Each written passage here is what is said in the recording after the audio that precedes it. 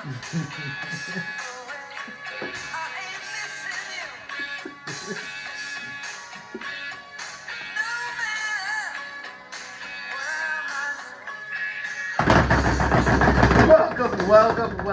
to the 3-week version of the LOGJAM. Darren, how you been? I've been great, man. Just taking a little break for the holidays, and hope you guys are all doing well, and enjoying the middle to starting to get into that end stretch. I think we're in the end stretch. We are in it now, right? It's not getting close. We're in the important stretch, so this is when it gets fun. I don't think there's anything more important. A lot has happened since the last time we checked in here. Let's take a peek. Let's look at the picture today and the playoff picture. 2 teams have qualified.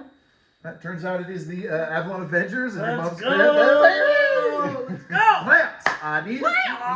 Neither team has clinched a bye. A lot of work left to do for both teams, but all 10 teams are alive as far as the playoffs. Let's start down here at the bottom. The Poway Titans, the bad luck Poway Titans, sitting there at 4-8, not out of it. They're only 2 games out of the playoffs.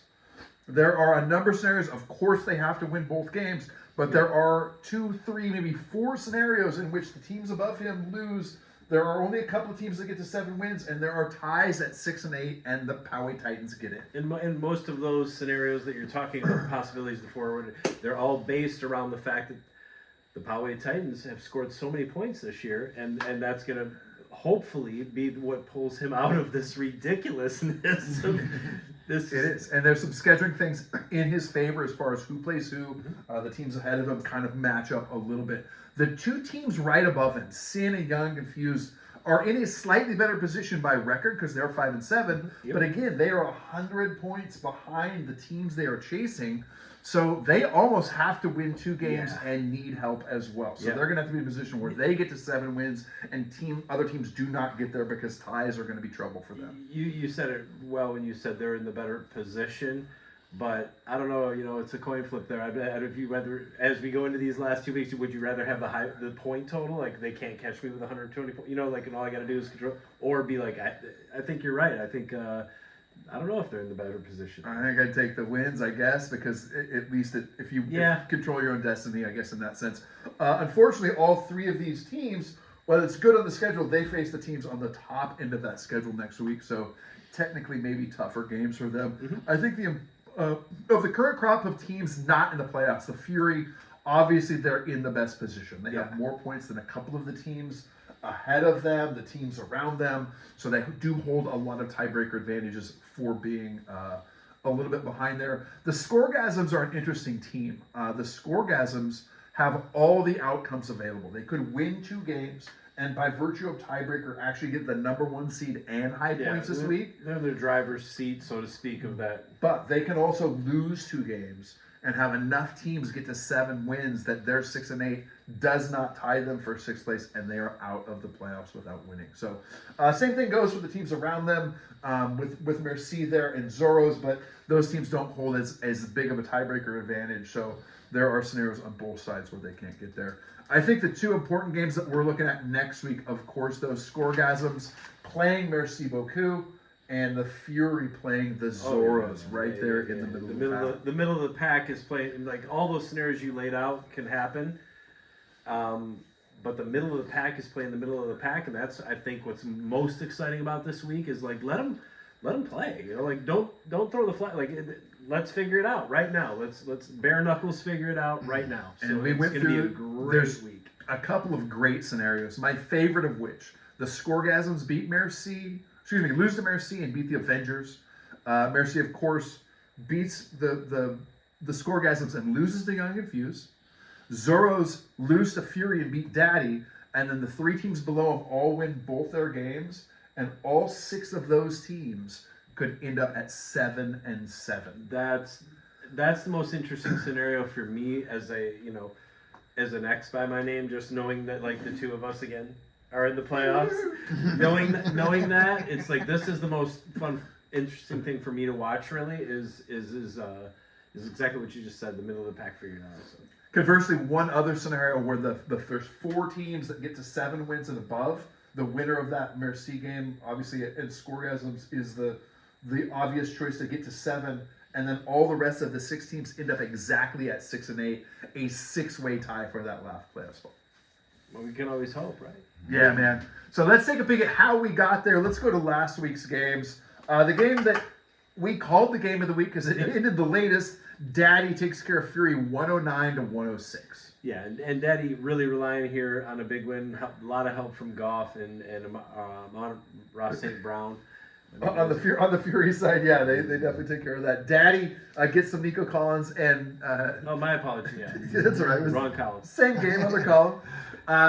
I think important to note there, it came down to the last play of the Monday night game. Jordan Addison had Fury within striking distance, and that long pass play, a little pitchy woo-woo, could have come down the wrong way. Jordan Addison could have won that game on the very last play of the game. So Daddy gets lucky not only for that, but at 109, the second lowest score of the week, enough to get a win. Hey, man, they don't ask how, they ask how many. Just win, baby. And Daddy just stacked it. Daddy just stacked it at a really critical part for him, right? If we would have looked at the sport last week, but for getting that win this late in the year, putting yourself in the position that does with Daddy, that was a big win. Question. And a big loss for Benner, who was starting his climb. Yep. Right? So that now he drops back into that, like, what can happen with the high points. You know what also was a bad loss? The Buckeyes. Hail to the victor. You know it. We won't spare it. All right. One note I was going to bring out, aside from Burrow being out, posing questions for Benner moving forward, a couple of his stars reliant on that Bengals offense. Zay Flowers with 23 points on the bench could have started at any of the receiver or flex spots and got the win for Benner. Yeah. That will be a recurring thing this week. It's got to be. That would have been a tough. I mean, they could take it from Benner's point of view. Like, even playing a Raven in your lineup has to feel like. So I understand why he's on your bench, Benner. Game number 2 also coming down to the last game. Sin taking care of Merci 140-138. For the Sin, there has been, I'm going to say over the last, like, it feels to me, and I haven't gone back, Mike Oxifire, please check, the statisticians here, but for me personally, it just feels like the Sin have started like this little vibe thing over the last 4 weeks, or where they're, they're definitely in the playoff hunt, but they're starting to put up. I mean, 140 is a great number, right? And big performance, DJ Moore. I can't read my writing here. DJ Moore was the player that was alive there and won that game late. Couple of catches. Yeah, exactly. So I have to tell Sin that he went over the 100-yard mark, right? Yeah. So Corey's in the back bar. We're working, and he's polishing glassware, and we've been working to the night, kind of talking because we were at Stations Extra. But he was definitely like game over. He thought he lost, and for like an hour, probably hadn't checked his phone because of business. I go back there and I go, hey, Corey. He goes, what? I go, DJ Moore just went over 100 yards and you won. He's like, so it was a moment. I'm sure that the Merci doesn't feel the same way about that moment, but. No, the rest of the league thread was following that game on pins and needles, as they were all those top games. But that DJ Moore catch late, enough to, with the bonus points, jump ahead. Battle of the Texas quarterbacks there ended up being big. Dak, 43 points over CJ Stroud's 38. Again, looking at Mercy's bench, Christian Watson, Isaiah Pacheco, Sam Laporta, all enough in starting situations to get you there. Lots of questions as you're starting fantasy lineups, but tough to look back when you make the wrong decisions. Can I ask? I'm sorry. I know this is like complete improvisation, but who do you know who he started at quarterback or at tight end instead of Sam Laporta? I do. I mean, take a minute because the reason, and I guess it doesn't matter, but the reason why I'm asking is like Sam Laporta to me is a must start right now. Like, the Goff relies on the tight end. I'm not, but Sam Laporta from now on. Dalton Kincaid against Philly comes up with 8.8 points, 5 receptions for 38 yards. All right, that's on you, Merci. That's I think it's a good start either way.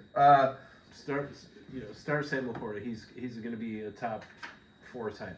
Okay, there you go. Advice from the number 1 team in the league. He's tied there for number 1. Wait, make the playoffs, and all of a sudden you're just doling out advice. No, I'm just saying. I'm a Lions fan. I've been watching them. This is the guy. This is their T.J. Hawkinson 2.0. And I would just start Sam Laporta. The right. offense has got a lot going. I've listened to the podcast. They're going to the guy. Just start. All right. And speaking of something you'll want to talk about, in the next game, also coming down to the last night's games, the Pimps beating the Avengers for the second time this season, 124-115. This is uncharted territory. I'm again, Mike, while on your list of things to check how many times this has ever happened in league history, because there's been plenty of years where I lose twice to the Avengers. One of them might even be playoffs. I don't, but anyway, if that's a good start. I would trade them both for a playoff win against you if you want to make that deal. So it is what it is. It's not. There's no champagne in the locker room.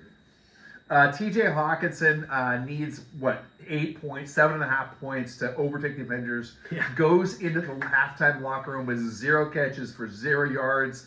Still not super hopeful, but at least interest peak comes out the first drive, 3 catches for 9 yards or something. Still not quite enough to get there. Maybe 14 yards. Trying to get him involved. The catch to get it and the touchdown seals it late.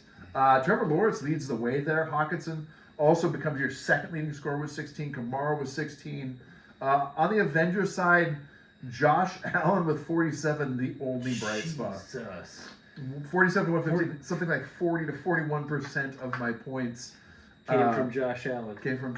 Well, speaking of percentages, 41% of Josh Allen's. Okay, I understand what you're saying. Because what I was thinking is 25% of the wins that I've had this year. Or no, I'm sorry, 25% of the Avengers losses have been against the Pimps. I think 50% have 2 of my 4 losses are to the Pimps. I think 25% of your wins. Sweet. That's good, what it is. Sweet stats. Good stats. I love it. Yeah. Thanks for bringing that up. Mike Oxenfire, give me. On the Avengers side, not immune. Pat Fryermuth and Chuba Hubbard, both starts would have gotten the win there for the Avengers. 6 players with the Avengers only score in single digits this week, coming off a week where 7 players scored in single digits. Lots of questions in Avenger land right now. And what's crazy is every this year neither one of us puts up points. It's always a 118 to 114. You've averaged 126, so I guess 126 to 119, whatever it is. It's ridiculous. Speaking of points, Windy City Scoregasm breaks the 200 mark. 206, technically 205.96.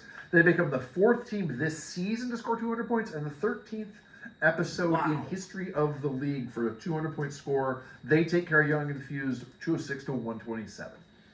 That's it. 13 times in league history there's been 200 points. Yeah. That's a stat, right? So, and 4 times this year. 4 times this year. There was 9 coming. This is the first time Gary's broken. First time in franchise history, we believe. Hey, that's worth saying. So congratulations, Gary, joining the unlucky number 13 member of that club. But big start from Kyron Williams, combines with CMC for 75 points from that running back position. 8 players for the Scoregasm score in double figures. The only one that did not, Evan Ingram, 9.9. So in our scale, it even rounds up. That's a hell of a week. Enjoy the money. Only 3 players on the Scoregasm team scored under 20 points. CeeDee Lamb, probably his best player, and then his defense and his kicker. So on the Young side, I guess the flex move for Bijan Robinson pays off, gets him 27. Yeah. Keenan Allen with another number, and then your QB, what? Yeah, I don't know. I mean, I know Andrew is behind him because he's my QB1. This is my guy, and I was on that train for a while too, and still not really off that train. I mean, as of right now, money owed and what we could. That's our guy. So, I don't know. I think let's talk about how important for a minute these last games are. The 8-game evaluation. So he's played 3. Okay, that's a preseason. Take a little rest. Let's look at it as a preseason. Sure, coming off an injury. Right. He just got through preseason. He's learning a brand new offense. Sure. Let's give him some. He ran the same offense that Cliff fucking Kingsbury's ass ran here for his whole life. He's learning a whole new thing. He's had his 3-game preseason. He's got 5 more games. It's an 8-game evaluation of Kyler Murray in this offense, and Gannon didn't draft. They're not married to him. You know what I'm saying? So it is an actual audition, and so far I pass him. So far, I think personally, it doesn't appear to me like either of the head coach or the offensive coordinator are in any way trying to audition him. They're trying to win games. They're going out there and coaching and trying to do things. I think maybe hopefully the front office, somebody awesome for it, someone in that seat is taking a real overview. Like, is this our guy? So show him. Tell me, is this our guy in our system, that's the or point. do we use our assets to maybe bring something, get value, and kind of go from there? It's does he fit this system? Does he fit? You just brought in a brand new GM and a brand head coach. Like, if their systems don't fit the quarterback, you know what's going to happen. We'll see. We're rooting for the guy. Hopefully he makes it. The last game of last week, the Zorros 181 with an impressive performance, taking care of the bad luck Poway Titans 134. Yeah, I mean, this is definitely beating a dead horse that Billy every week scores enough over the median average or the means average. You go ahead and tell me which one it is, but you know what I mean. The middle of the league average, Billy's always over it and catches it in its teeth. A lot of people made fun of Ari when he tried to implement the wins versus the percentage of like the half. Remember, we're going to do like 2 wins each week, and we're like, no, that fucking sucks. Billy may be regretting that decision right now because he'd be in the playoffs. I think I'd be. If I'm 8-4 now, I'd probably be 10-18 or something like that. I'm always at the bottom half, but that's how it goes. Jalen Hurts leading the way from the Zorros. The Dolphins' defense against the Jet put up almost a 30-burger. Josh Jacobs, nice shot right there. 8 of 9 Zorros also in double digits. Only his kicker doesn't get there. Poway, great performance from his wide receivers, 28, 25, 24. Eckler with 9, disappointing. Logan Thomas with 4. One of the real big differences, the KCD gets 2 points. That is a plus-minus of 27 points at the defensive position. Still not enough to turn the game, but a big number. So that takes care of last week's games. Mike Oxenfire did a little bit of deep dive for us. I know how you love that. We are in the middle of a rematch season. Speaking of Ari, at one point he had instituted that unbalanced schedule that none of us can figure out how he was doing or what he was doing. Yep. So we reverted to a more traditional play the first teams, play the middle, and then play the teams at the end. The one advantage of this system is there's typically less buys, or there used to be less buys at the beginning and the end of that. So the teams that you played twice, you were both matched up straight up. That's not always the case. Mine again coming up next week. It did show up in some interesting stats, though. So we'll go through and relay some of those. Okay. In the 15 rematches over the last 3 weeks, five matches a week, of course, 11 of those have resulted in splits, and 4 of them have been sweeps.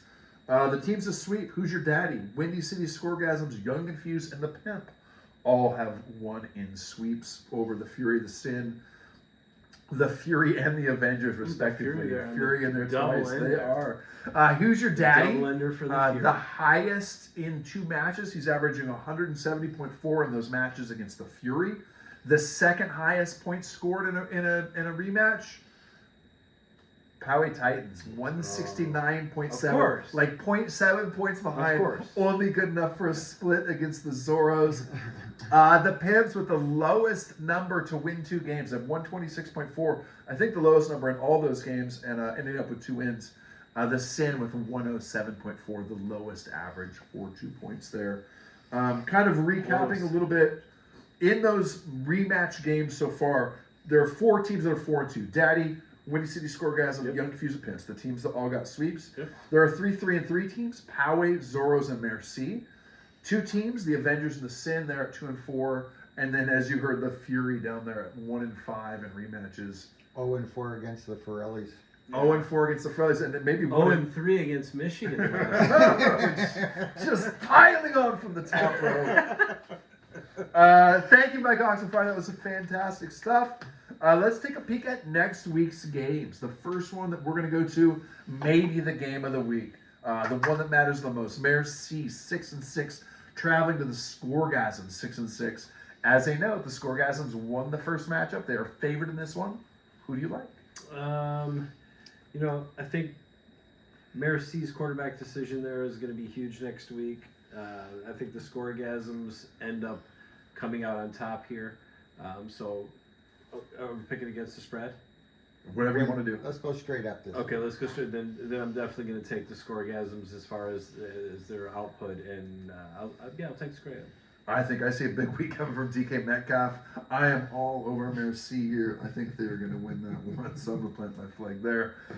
Game number 2, also what we think is the second most important game of the week, right there in the middle of the logjam. The Zorros at 6-6, traveling to the Fury at 5-7. The Zorros won the first matchup. However, at home, the Fury are favorite in the second. Who do you like? I like, in this game, I'm going to take the Zorros. Zorros feel like a team. There's a little bit of discomfort, as we talked about, with the Joe Burrow injury. As much as I love Jake Brown and go Dogs, Yep. I think that the and they're playing Jacksonville this week, if I'm remembering right. So, I think Monday Jacksonville. Night. I think Jacksonville can defense can, compete there, and I think I'm going to take Jacksonville in that game, and because of the reliance on Cincinnati players. And the fact that Ohio State sucks, I'm going to take the Zorros.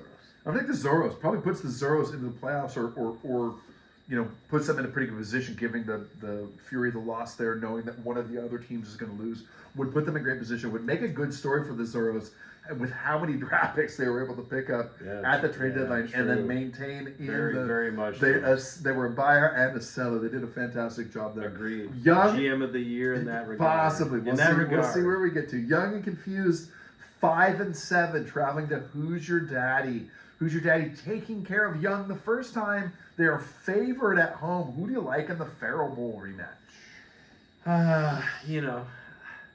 I think this time around, Daddy puts him over the knee and pulls out the belt. I'm gonna take Daddy to say, hey, I know what my magic number is, and I'm not gonna ever let anyone determine my shit as far as if I get in. And here's a chance to, remind the young man of what's called dad strength. I think the Young's trajectory is a little bit higher than what Daddy has been trajectorying. Trajectorying is not a word, but that doesn't matter. What matters is I'm an agent of chaos, and if Young beats Daddy, there is more jammy chaos underneath us, and less chance of somebody to catch us. So you're voting for that? Maybe voting. Yeah, for but Young. voting and picking who's going to win. I'm picking Young. I'm going with Young. I think they're going to win it. The next game, the Avengers at 8-4, traveling to the Sin at 5-7. The Avengers did win the first matchup, but the Sin are favored in this one. Yeah, and playing very well. I just said this, that Corey's playing really well right now. All right, so I'm gonna, with the Avengers, couple buys or whatever the buy again. With their couple buys that are happening this week, I'm gonna have to probably say the Sin here. A couple buys, he said. Yeah. That's like 16. There's no question with Allen, Barkley, Diggs, Herbert, Edwards. It seriously looks like 12. That's how many buys I have this week. It's unbelievable. We are taking it's like a normal week for better to have that many buys. I was thinking as I set my lineup that any lineup, like if you put up, hey, who is this team? You didn't have my name on it, but you put the starters anytime over the course of the last 12 years. I would say almost any of the original 6 members of the league be like, that's the Avengers. I've had very similar teams. David Carr, Javonte Williams, Chuba Hubbard, Cooper Kupp, Downs, Ferguson, Warren, the Cowboys, and Moody. Yeah, that is the least Avengers lineup there's ever been. This is a Frankenstein. Also the worst law firm. This is a Frankenstein offense this week for the Avengers.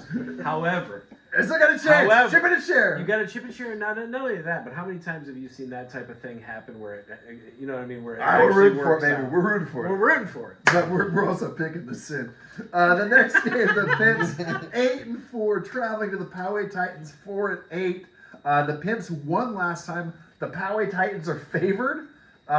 You hold their playoff destiny in the palm of your hands. Who do you think is going to win this one?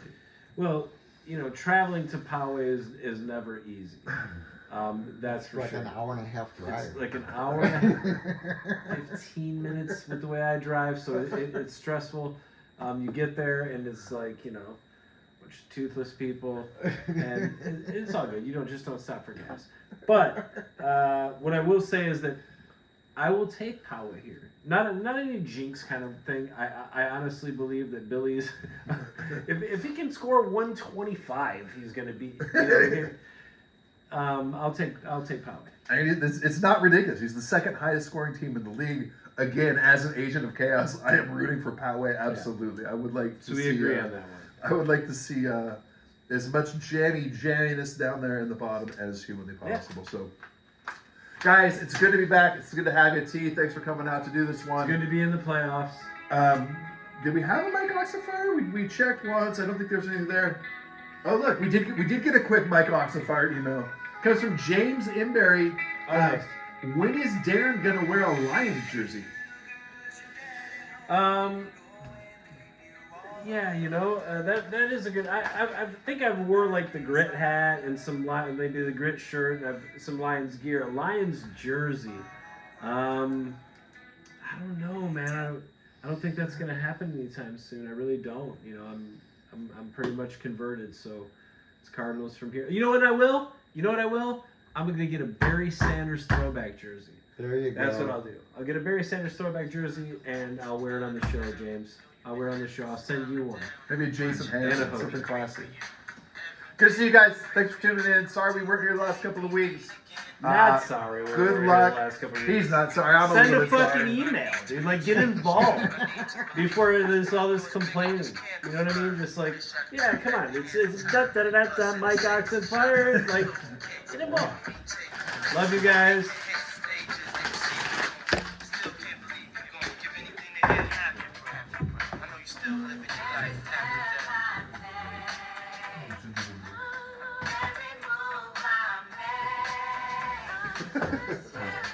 For 22?